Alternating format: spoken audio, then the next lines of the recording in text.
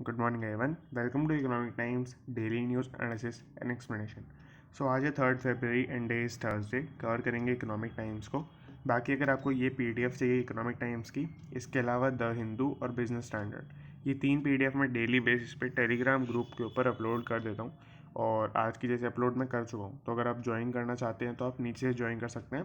और सिंस अगर आप बाद में ज्वाइन कर रहे हैं तो आपको फ्रेश मैसेज में नहीं दिखेगा, आपको पिंड मैसेज में जाना है ताकि आप पुराने मैसेज को देख सकें। तो वहाँ पे आपको मिल जाएगा। बाकी इसके अलावा हमारे चैनल पे 1 लाख व्यूज़ टोटल कंप्लीट हो गए हैं, होने वाले हैं मतलब।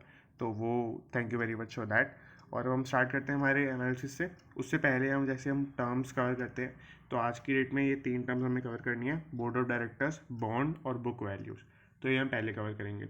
तो सबसे पहले बोर्ड ऑफ डायरेक्टर्स का क्या मीनिंग होता है। तो मैंने यहाँ पे पूरा डायग्राम बनाया हुआ है।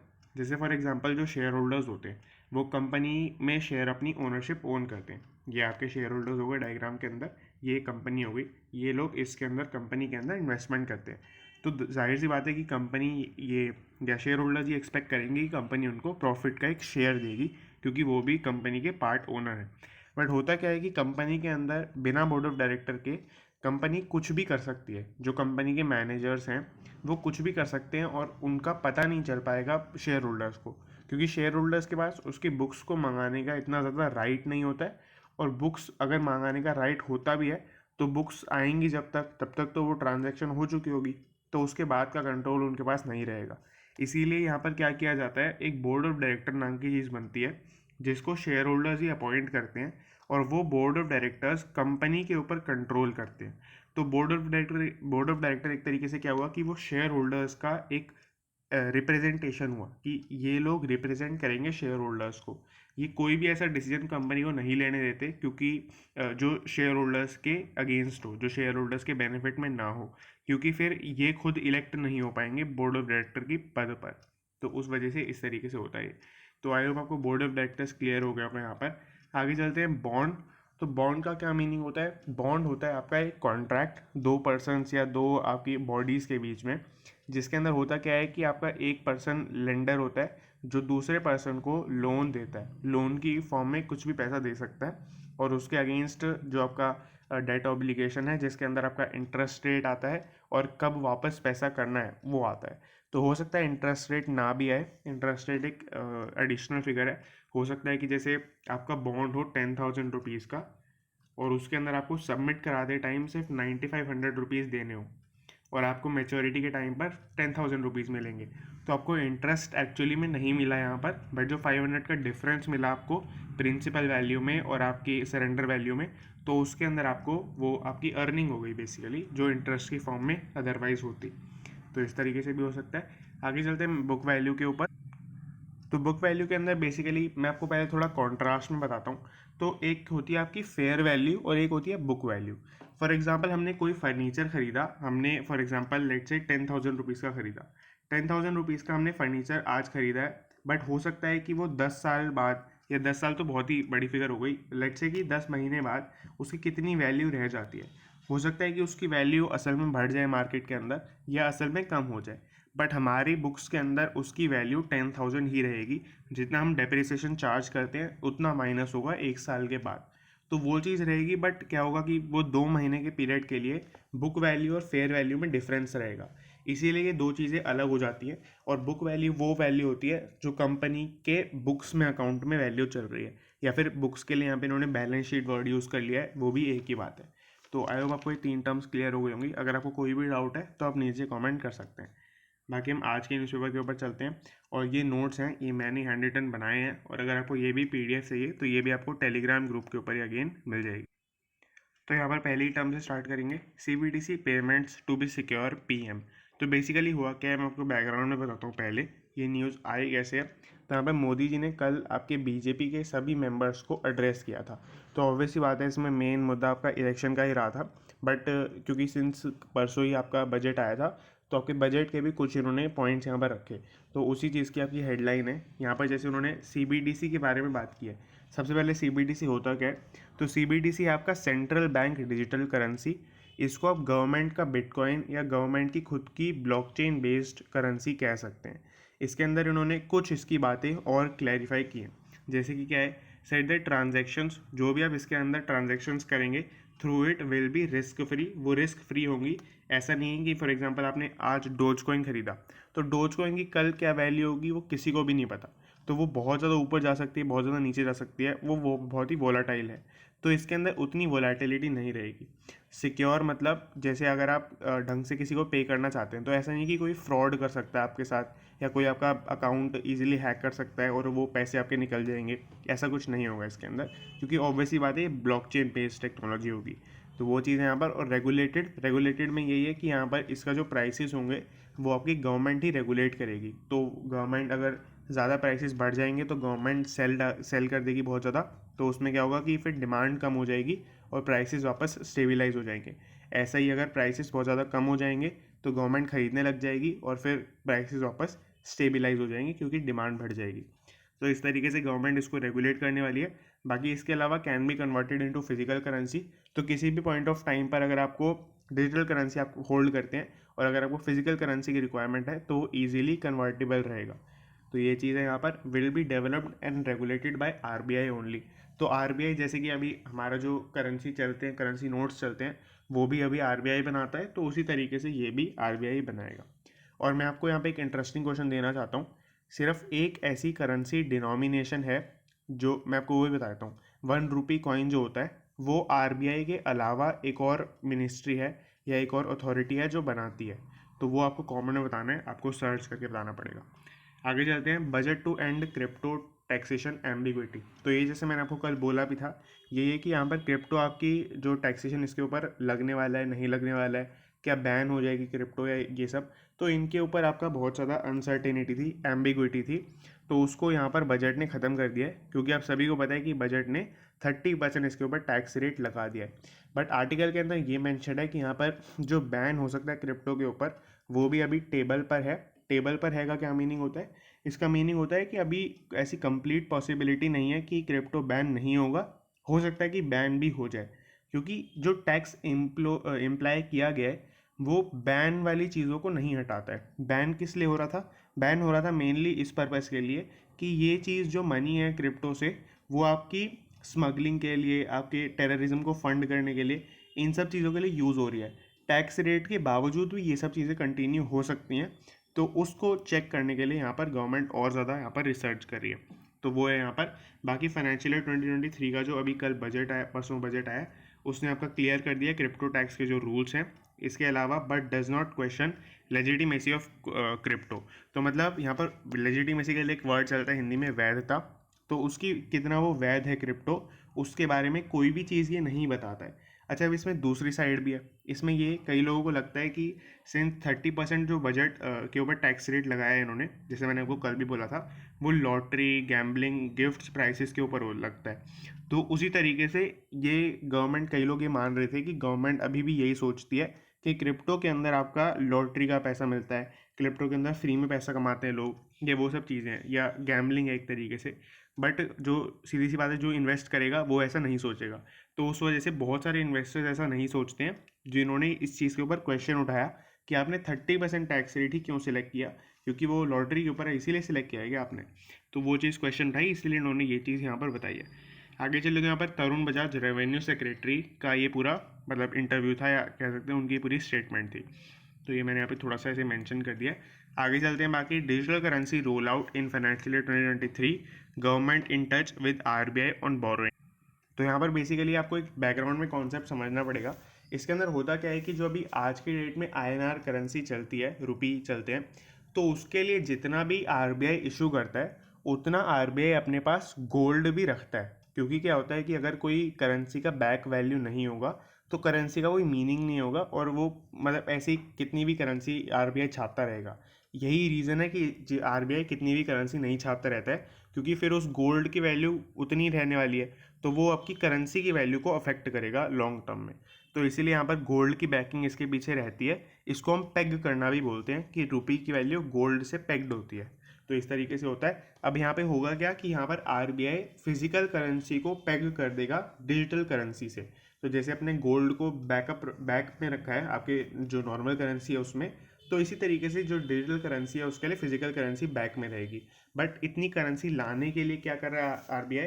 आरबीआई बहुत सारे गवर्नमेंट्स को या बहुत सारे आपके सेंट्रल गवर्नमेंट के मतलब जो पार्टनर्स है, जो आपके अदर गवर्नमेंट्स भी हो सकती हैं अदर नेशंस की, और आपके जैसे वर्ल्ड बैंक हो सकता है, आईएमएफ हो सकता है, तो उनको वो अप्रोच करें। अब होगा क्या कि वो मनी कभी यूज़ नहीं होने वाली है, तो इसीलिए उनको ऐसा कुछ बॉन्ड या लोन चाहिए जो वो मनी यूटिलाइज करते रहे, बट अगर कभी भी रिक्वायरमेंट पड़े जो तो वो वहाँ से निकाल सके। इसीलिए वो आरबीआई ऑन बोरोइंग यहाँ पे ऐसे इस करके लिखा हुआ है, government in touch with RBI on borrowing. तो गवर्नमेंट आरबीआई के साथ मिलकर इस बोरोइंग पे काम कर रहे हैं जो उनको डिजिटल करेंसी के रोल आउट के लिए चाहिए। तो वो चीज़ें यहाँ पर, बाकी अदर जो लेजिस्लेटिव चेंजेस होने वाले हैं इससे रिलेटेड, क्योंकि सिंस डिजिटल करेंसी आने वाली है तो हो सकता है कुछ इसका लॉ या ऐसी चीज़ें भी आएँ जो अभी बजट के अंदर कम से कम अनाउंस नहीं की गई हैं। तो वो सब चीज़ें अगर अप्रूव करानी होंगी तो वो फाइनेंस बिल के साथ ही अप्रूव होंगी, ऐसा ही बोल रहे हैं। अब ये कौन बोल रहे हैं, पूरी स्टेटमेंट, ये वाली स्टेटमेंट है अजय सेठ की, जो कि आपके इकोनॉमिक अफेयर्स के सेक्रेटरी हैं। अगर आपको सेक्रेटरी नहीं पता तो सेक्रेटरी मतलब ब्यूरोक्रेसी के अंदर सेकंड हाईएस्ट पोस्ट होती है। इसके ऊपर सिर्फ एक ही पोस्ट आती है, कैबिनेट सेक्रेटरी। ये जनरली आईएएस ऑफिसर्स अगर आपको बताओ तो वही लोग बन रहे होते हैं। आगे चले तो यहाँ पर digital leap on budget day, investors queue up for cryptos after tax. ये FRO की जगह FOR होना चाहिए यहाँ पर, सॉरी फॉर दैट। और इसके अंदर है क्या कि बेसिकली जब क्रिप्टो के ऊपर टैक्स अनाउंस हुआ तो उसके बाद बहुत सारे इन्वेस्ट क्यू अप हो गए। क्यू अप मतलब बेसिकली लाइन लग गई क्रिप्टो इन्वेस्टर्स की। बहुत सारे लोग दो चीज़ें करने आए। पहली चीज़ तो वो अपना अकाउंट खुलवाने आए, बहुत सारे लोग जिनका अकाउंट नहीं था तो वो अकाउंट खुलवाने आए। और दूसरा आपका बहुत सारे लोग वॉल्यूम में मतलब ट्रेडिंग करने आए क्रिप्टो की, तो उससे वॉल्यूम जो रहा वो बहुत ज़्यादा रहा ट्रेडिंग का, जो उस दिन हुआ और नेक्स्ट डे हुआ। तो अगर आप कंपेयर करेंगे मंडे से ट्यूसडे को, ये ट्यूसडे की कंपैरिजन है, वेडनेसडे की नहीं है। तो अगर आप ट्यूसडे को कंपेयर करेंगे जिस दिन आपका बजट अनाउंस हुआ था, तो उसके अंदर आपका 30 to 50% इंक्रीज़ आया है आपके टोटल साइनअप्स के अंदर। साइनअप्स मतलब आप समझ ही रहे होंगे कि जो नए लोगों ने अपना अकाउंट खोला है इन क्रिप्टो एक्सचेंज के ऊपर। तो इस तरीके से है ये ट्यूसडे को एज FM अनाउंस्ड बजट। तो FM जैसे जैसे मतलब फाइनेंस मिनिस्टर अनाउंस कर रही थी बजट, वैसे वैसे अकाउंट्स आपके खुलते जा रहे थे इस तरीके से। या फिर आप ये भी कह सकते हैं जैसे मैंने अभी लिखा भी है, particularly tax regime on cryptos and digital assets. जब ये चीज़ अनाउंस की गई थी और क्रिप्टो को बता दिया गया कि बैन नहीं कर रहे हैं, तो वो बहुत ज़्यादा ऐसे अफ्लुएंट एक इसके ऊपर इम्पैक्ट पड़ा। तो ये आप कह सकते हैं। बाकी कॉइन स्विच, कुबेर और वजीरेक्स और कॉइन DCX, ये तीन बड़े बड़े एक्सचेंजेस हैं क्रिप्टो के इंडिया के अंदर। तो इनके ऊपर इंडिविजुअली इम्पैक्ट दे रखा है कि कितना कितना पड़ा। जैसे आपको दिख रहा होगा कॉइन स्विच कुबेर के ऊपर 14 टाइम्स साइनअप्स हो गए। इसी तरीके से 10 टाइम्स वजीरेक्स पर आपके और कॉइन DCX पर 2.5 टाइम्स आपके साइनअप्स टोटल बढ़ गए। तो वो चीज़ें यहाँ पर। बाकी अगर हम वॉल्यूम ऑफ ट्रेडिंग देखें तो वॉल्यूम ऑफ ट्रेडिंग 1000% से भी ऊपर बढ़ गई। तो ये भी बहुत ही पॉजिटिव बात है क्रिप्टो एक्सचेंजेस के लिए। क्रिप्टो एक्सचेंज ने बहुत सारे लॉसेस को सहा था कुछ टाइम तक, और हो सकता है कि मतलब बोला ही जा रहा है कि 2-3 दिन के अंदर उन्होंने सब कुछ कवर कर लिया है, इतनी इनके ऊपर ट्रेडिंग और ये सब हो रहा है इस वजह से। आगे चलते हैं। USO fund support will drive design led manufacturing in 5G and 6G DOT secretary. तो बेसिकली ये जो लास्ट में लिखा है DOT सेक्रेटरी, ये है कि DOT जो सेक्रेटरी हैं उनकी ये स्टेटमेंट है। क्या स्टेटमेंट है, उन्होंने इस पहले मैं जो बजट की जिस हाईलाइट को वो मेंशन करें उसको मैंने यहाँ पे अलग से लिख दिया है ताकि आपको बेटर सेंस बना रहा हो पूरा आर्टिकल। इसके अंदर बजट में अनाउंस हुआ था कि 5% of the allocation of universal services obligation fund. तो ये आपका जो यूएसओ फंड ऊपर मेंशन भी था, इसकी फुल फॉर्म है यूनिवर्सल सर्विसेज ऑब्लिगेशन फंड। ये गवर्नमेंट का ही एक फंड है। इसमें से 5% एलोकेशन दी जाएगी रिसर्च एंड डेवलपमेंट, R&D, ये जो यहाँ पे लिखा है लास्ट में। तो इसके अंदर इसका मीनिंग होता है बेसिकली रिसर्च एंड डेवलपमेंट। इसके नाम से आपको समझ में आ रहा होगा। यह दी जाएगी 5G एडवांस्ड और 6G। 5G और 5G एडवांस में क्या डिफरेंस होता है इसके बारे में मुझे क्लियर नॉलेज नहीं है, तो ये मैं आपको नहीं बताऊंगा। और इसके अलावा मतलब आप समझ सकते हैं कि 5G और 6G ही मेन इसके अंदर, इनके ऊपर R&D किया जाएगा, रिसर्च की जाएगी। ये जो आपका एलोकेशन इस फंड का हुआ है, तो सीधी सी बात है इसका बहुत ही पॉजिटिव इम्पैक्ट पड़ेगा DOT के ऊपर, मतलब डिपार्टमेंट ऑफ टेलीकम्युनिकेशन के ऊपर। तो वो चीज़ उनके सेक्रेटरी ने ये बात बोली है इसीलिए। और आगे चले तो इसके अंदर टुवर्ड्स IPR क्या लिखा है, तो IPR का मतलब होता है इंटेलेक्चुअल प्रॉपर्टी राइट्स। तो अगर हम 5G और जैसे 6G जैसी टेक्नोलॉजीज अगर हम बना लेते हैं तो उसके ऊपर हम कॉपीराइट्स और बाकी अदर राइट्स कर सकते हैं जिसके ऊपर या लाइसेंस राइट्स भी कर सकते हैं, और वो दूसरी कंपनीज या दूसरी कंट्रीज़ अपने, जैसे अगर कोई ऐसी कंट्री, छोटी कंट्री है, वो रिसर्च के ऊपर इतना खर्चा नहीं कर सकते, तो वो सीधा हमसे इस राइट को ख़रीद लेंगे। तो उस राइट के बदले हमें काफ़ी फॉरेन एक्सचेंज और वैसे भी अर्निंग हो सकती है कंट्री को, तो वो चीज़ के लिए बेनिफिट हो जाएगा यहाँ पर। तो ये पूरा यहाँ पर बोल रहे हैं। तो आई होप आपको पूरा समझ में आ गया होगा। अगर आपको कोई भी डाउट है तो आप कमेंट कर सकते हैं अभी तक की न्यूज़ में। बाकी इसके अंदर एक और छोटा सा पॉइंट यही है कि ये कंक्लूडिंग स्टेटमेंट टाइप्स है, very crucial to invest in R&D of manufacturing for India. तो ये बहुत ही एक पॉजिटिव बात है। मैं आपको इसका थोड़ा बैकग्राउंड देता हूँ कि मैन्युफैक्चरिंग इंडिया के लिए इतनी ज़्यादा रेलेवेंट क्यों है। क्योंकि मैं आपको बताऊँ कि 1947 के अंदर हमारा मतलब वर्ल्ड का इंडिपेंडेंस हुआ। उस टाइम पर क्या था, 1900s के अंदर, मतलब लगभग आप कह सकते हैं 47 ईयर्स तक क्या हुआ था कि पूरे वर्ल्ड के अंदर इंडस्ट्रियलाइजेशन चल रहा था। अगर आप कोई भी बड़ी इंडस्ट्री का सेटअप देखेंगे, जो इंडिया के अंदर भी आज की डेट में बड़ी इंडस्ट्रीज़ हैं, वो 1900 से लेकर 1947 के पीरियड में, मतलब उनमें से बहुत सारी कंपनीज उस पीरियड के अंदर आएंगी, या वो सेटअप पहले हुई होंगी, बट उनका मेन जो बूम है वो इन पीरियड के अंदर ही हुआ होगा। तो ये इसको पीरियड को गोल्डन पीरियड माना जाता है, जिसके अंदर इंडिया ने बहुत ज़्यादा डेवलपमेंट को मिस कर दिया, क्योंकि ऑब्वियसली बात है हम इंडिपेंडेंट नहीं थे उस टाइम पर, और अपना मतलब इंडिपेंडेंस हमारे लिए उस टाइम मेन गोल था, ना कि इंडस्ट्रियलाइजेशन। तो उस बेसिस पे ये चीज़ हुई, और उसकी वजह से मैन्युफैक्चरिंग सेक्टर या आपकी ओवरऑल आपकी इंडियन इकोनॉमी इतनी पीछे चली गई जितना वो पहले नहीं हुआ करती थी।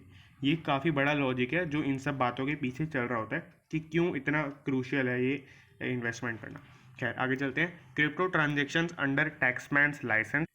तो यहाँ पर बेसिकली एक और इंटरव्यू ही है इसके अंदर आपके CBDT के चेयरमैन।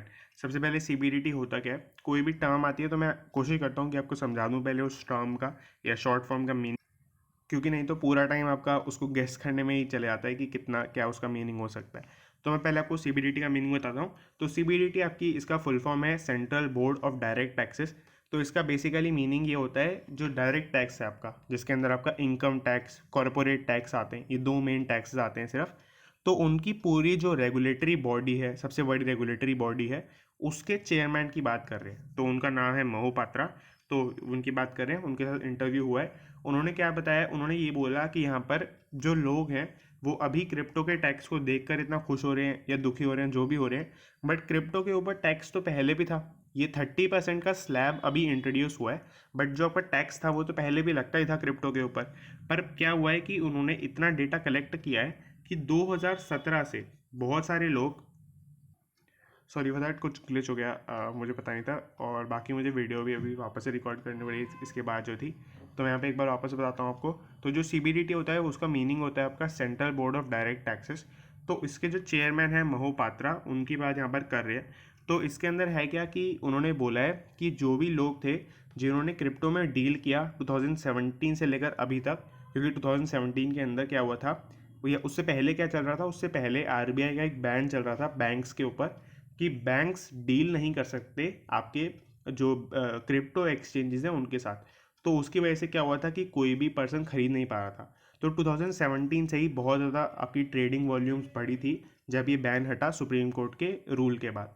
तो ये चीज़ हुई थी। तो यहाँ पर 2017 के पीरियड को इसीलिए रेफ़र किया गया है। तो 2017 से लेकर अभी 2021 तक जितने भी ट्रांजेक्शन हुए हैं उनमें बहुत कम परसेंटेज ऑफ लोगों ने अपने जो क्रिप्टो के गेन्स हुए या जो भी उन्होंने सरप्लस उससे कमाया उसके ऊपर टैक्स भरा है। तो वो चीज़ इनके लाइसेंस लेंस के अंदर आ गई है। लेंस के अंदर आ गई है मतलब इसके ऊपर वो कार्रवाई चालू करेंगे, और उन्होंने बहुत सारा डेटा इसके ऊपर कलेक्ट कर लिया है। ऐसी बहुत सारी एंटिटीज़ हैं, मतलब कुछ आपके बिजनेसेस या पार्टनरशिप्स ऐसी कुछ हैं जो कि ऐसा कर रही हैं, उन्होंने टैक्स इसके ऊपर नहीं पे किया है। और इंडिविजुअल पर्सनस तो मतलब मिलियंस के अंदर है जिन्होंने ऐसा नहीं किया। तो वो चीज़ है यहाँ पर। बाकी ये IT डिपार्टमेंट क्या करेगा, विल पेनलाइज देम का मतलब अब पेनल्टी इम्पोज करेगा उसके ऊपर, और if required will provide a window to pay taxes for such transactions. तो मतलब ये है कि अगर रिक्वायरमेंट हुई कि बहुत ज़्यादा लोग इसके अंदर, मतलब जनरली ऐसे होता है कि अगर आप पेनलाइज करते हैं किसी को तो वो ऐसे रिक्वेस्ट करते हैं कि मैं अभी पे कर देता हूँ, मैं अभी पे कर देता हूँ। तो हो सकता है अगर ऐसा रिक्वायरमेंट पड़े तो वो अभी वापस से इस विंडो को खोलें जो आपकी टैक्स पेइंग की विंडो है। तो उस तरीके से है बाकी पूरा। बाकी मैंने आपको CBDT का आई होप मीनिंग बता दिया था शायद प्रीवियस वीडियो में, या फिर अगर कट हो गया होगा तो मैं एक बार वापस से बता दूंगा, कमेंट के अंदर आप कमेंट कर सकते हैं। सो दैट्स इट ये वाली के लिए। और आगे चलते हैं अभी के लिए budget showcases long term economic vision for the nation. तो यहाँ पर ये जो बजट था वो काफ़ी क्रूशियल था, क्योंकि आपके इलेक्शंस भी आने वाले हैं। तो यही एक्सपेक्टेशन थी सभी को कि आपका एक्सपेक्टेंट जो इलेक्शन है उससे रिलेटेड आपका बजट होगा। आपकी पब्लिक को खुश करने के लिए ज़्यादा बजट दिया जाएगा। पब्लिक को खुश करने का क्या मीनिंग होता है कि कुछ ऐसी न्यूज़ बताई जाएंगी जिसका सब बात करेंगे, क्योंकि वो सब ऐसे बात करेंगे कि बीजेपी ने ऐसे किया, तो बीजेपी का बहुत ज़्यादा प्रमोशन हो जाएगा। बट ऐसा गवर्नमेंट ने नहीं किया है। गवर्नमेंट ने बहुत अच्छा बजट निकाला है, ये काफ़ी सारे लोगों के ओपिनियन में। और ये वाली जो न्यूज़ है वो टाटा सन्स के चेयरमैन की न्यूज़ है। सॉरी, टाटा सन्स नहीं, हीरो मोटोकॉर्प के चेयरमैन की ये पूरी न्यूज़ है या आर्टिकल है या स्टेटमेंट है, जो भी आप कहना चाहें। तो वो इन्होंने बोला है कि आपका पूरा स्टेप इकोनॉमिक ग्रोथ की डायरेक्शन में ही है, और उनको बहुत ही पॉजिटिव लगा बजट। उन्होंने 4 पॉइंट्स को स्पेशली हाईलाइट किया है, जो मैंने यहाँ पे बताया है। कि पहला तो आपका पॉइंट है कि raise in capital expenditure despite inflation. तो आपका कैपिटल एक्सपेंडिचर का इंक्रीज रहा 37% के आसपास से, जबकि इन्फ्लेशन भी बढ़ा हुआ है। तो ये अपने आप में काफ़ी बड़ी बात होती है गवर्नमेंट के लिए करना, क्योंकि इसमें बड़ी बात का गवर्नमेंट के लिए क्या है कि जब वो कैपिटल एक्सपेंडिचर करना चाह रहे हैं ऐसे टाइम पर जब इन्फ्लेशन बढ़ा हुआ है, तो उनको कम रिसोर्सेज के लिए ज़्यादा पैसे पे करने पड़ेंगे। तो वो भी गवर्नमेंट करने के लिए रेडी है। ये हमारी इकोनॉमी किसी तरीके से डेवलप हो जाए, बस ये ऐसा। तो वो चीज़ यहाँ पर बड़ी बात हो जाती है। आगे चलते यहाँ पर battery swapping policy in EVs. तो ये काफ़ी एक मतलब, क्योंकि सिंस जो हीरो मोटोकॉर्प के आपके चेयरमैन हैं, तो उनका ईवी के ऊपर बोलना एक जाहिर सी बात है। तो इलेक्ट्रॉनिक व्हीकल की बात कर रहे हैं, तो यहाँ पर बैटरी स्वैपिंग पॉलिसी का क्या मीनिंग होता है। जैसे जो इकोनॉमिक इलेक्ट्रिक व्हीकल्स हैं, उनके अंदर आप सभी को पता है कि सबसे बड़ी एक प्रॉब्लम है कि आपका चार्जिंग से रिलेटेड प्रॉब्लम है। तो वो चीज़ है, उसके अंदर होता क्या है कि एक तो आपका मैकेनिज्म होता है जिसके अंदर आप जैसे फ़ोन को चार्ज करते हैं प्लग इन करके, तो वैसे चार्ज कर सकते हैं। बट दूसरा एक मैकेनिज्म होता है कि जिसके अंदर आप एक बैटरी उसके अंदर लगाए रखते हैं, दूसरा एक बैटरीज का स्टेशन बना होता है, वहाँ पे कॉन्स्टेंटली बैटरीज चार्ज हो रही होती हैं। और आप जाते हैं, आप अपनी बैटरी अगर आपकी कम हो जाती है कार की, तो आप उसको डायरेक्टली चेंज कर सकते हैं। तो जो आपकी दूसरी बैटरी थी जो अभी तक आपकी कार के अंदर थी, वो वहाँ पर चार्ज होती रहेगी, और जो आपकी ऑलरेडी चार्ज हो चुकी है बैटरी, वो आप लगा के जा सकते हैं वापस से। और जो आपका परसेंटेज ऑफ चार्ज का डिफरेंस होगा, जैसे अगर आपकी बैटरी 10% बची है और आपने 90% वाली बैटरी ले ली, तो आपको 80% के पैसे देने पड़ेंगे। इस तरीके से आपका ये बैटरी स्वैपिंग पॉलिसी का इन्होंने जो आपका प्रमोट करने के लिए पॉलिसीज़ निकाली है। आगे देखें तो यहाँ पर पीएम गति शक्ति प्लान, जिसके बारे में मैंने आपको कल काफ़ी बताया था, जिसके अंदर आपकी 25,000 किलोमीटर की नेशनल हाईवे का नेटवर्क बनने वाला है। इसके अलावा आपकी बहुत सारी 400 न्यू वंदे भारत ट्रेन्स बनने वाली हैं। बाकी 100 कार्गो टर्मिनल्स बनने वाले हैं over the period of 3 years. कुछ पीपीपीज होने वाले हैं, तो वो सब के बारे में इन्होंने रेफ़र किया, वो भी इनको काफ़ी पसंद आया। बाकी also providing affordable homes under PM Awas Yojana. तो आवास का मतलब ही आपका घर होता है या आपका रहना होता है, तो वो चीज़ें यहाँ पर, तो वो भी गवर्नमेंट ने प्रोवाइड किया, जो भी इनको अच्छा लगा। तो आई होप आपको पूरा यहाँ तक क्लियर हो गया होगा। लास्ट न्यूज़ के ऊपर चलते हैं आज की। तो ये आपकी more of a stock market related news है। इसके अंदर लिखा है कि आपका इंडाइसिस गेन ओवर 1%। तो मैं पहले आपको point by point he cover कर लेता हूँ। तो पहले पॉइंट के अंदर मैंने 2 पॉइंट एक्सप्लेनेशन के लिखे हैं। इसके अंदर आपको दिख रहा होगा सेंसेक्स आपका 1.18% बढ़ा है और निफ्टी 1.16% बढ़ा है। और ये आपका सेंसेक्स आपका बहुत ही क्लोज चला गया अपने 60,000 के एक साइकोलॉजिकल मार्क के ऊपर। तो आपका 59,558 पर चला गया, और आपका 17,780 पर आपका निफ्टी चला गया। तो ये काफ़ी पॉजिटिव न्यूज़ है। और इसके अलावा इसमें आपको दिख रहा होगा कि ये दोनों ही इंडाइसेस एक बहुत ही पॉजिटिव या बहुत ही कोरिलेटेड ट्रेंड फॉलो करते हैं। ट्रेंड का क्या मीनिंग हुआ यहाँ पर कि अगर दूसरा इंडेक्स 1% गिरेगा तो ये भी जनरली गिर जाता है। तो इस तरीके से दोनों में जो चेंजेस का लेवल रहता है वो सेम रहता है, जैसे आपको यहाँ पे भी दिखेगा कि दोनों लगभग 1.1% के आसपास से ही बढ़े हैं यहाँ पर। तो वो चीज़ है इसके अंदर। बाकी सेकंड पॉइंट है विक्स स्कूल्स ऑन ग्लोबल क्यूज। तो विक्स के बारे में मैंने आपको बताया हुआ है, इसका मीनिंग होता है वोलेटिलिटी इंडेक्स। ये आपका नेक्स्ट 30 डेज में कैसा मार्केट परफॉर्म करेगा, मतलब कितना वोलेटाइल रहेगा। ये डायरेक्शन नहीं बताता है कि पॉजिटिव रहेगा या नेगेटिव रहेगा, ये सिर्फ वोलेटिलिटी बताता है कि अगर फॉर एग्जांपल विक्स चल रहा है 30 पर, तो 30% चेंजेस आने के चांसेस होते हैं। तो इस तरीके से यहाँ पर तो विक्स आपका कूल डाउन हो गया। विक्स बहुत ही ज़्यादा वोलेटाइल चल रहा था, ये प्रिडिक्शन यही थी कि आपका मार्केट वोलेटाइल चलेगा बजट के बाद, बट ऐसा नहीं हुआ। विक्स कूल डाउन हो गया, इसका मीनिंग ये है कि मार्केट वोलेटाइल ज़्यादा नहीं रहेगा। और वोलेटाइल ज़्यादा नहीं रहेगा का जनरली मीनिंग यही होता है कि पॉजिटिव रहेगा, बट ये बाय डेफिनेशन नहीं है, ये एक जनरल ट्रेंड है जो जो मैं बोल रहा हूँ। बाकी लास्ट पॉइंट है बैंकिंग शाइन्स। तो बैंकिंग शाइन्स का बहुत बेसिक मीनिंग है कि बैंकिंग स्टॉक्स जो है आपके बढ़ गए, क्योंकि अगेन वही सब मेजर्स हैं जो इंफ्रास्ट्रक्चरल डेवलपमेंट होने वाली है, या आपका CBDC अनाउंस होने वाला है, तो उस वो सब बैंकिंग सेक्टर के अंदर ही काम है, तो उस वजह से आपका बैंकिंग स्टॉक्स बढ़ गए। तो वो चीज़ हुई। यहाँ पर FPI रिमेन्ड सेलर्स, ये एक बहुत ही नेगेटिव बात है कि इन सब के बावजूद भी FPI सेलर्स ही रहे और बहुत ही बड़े मेट्रिक से रहे।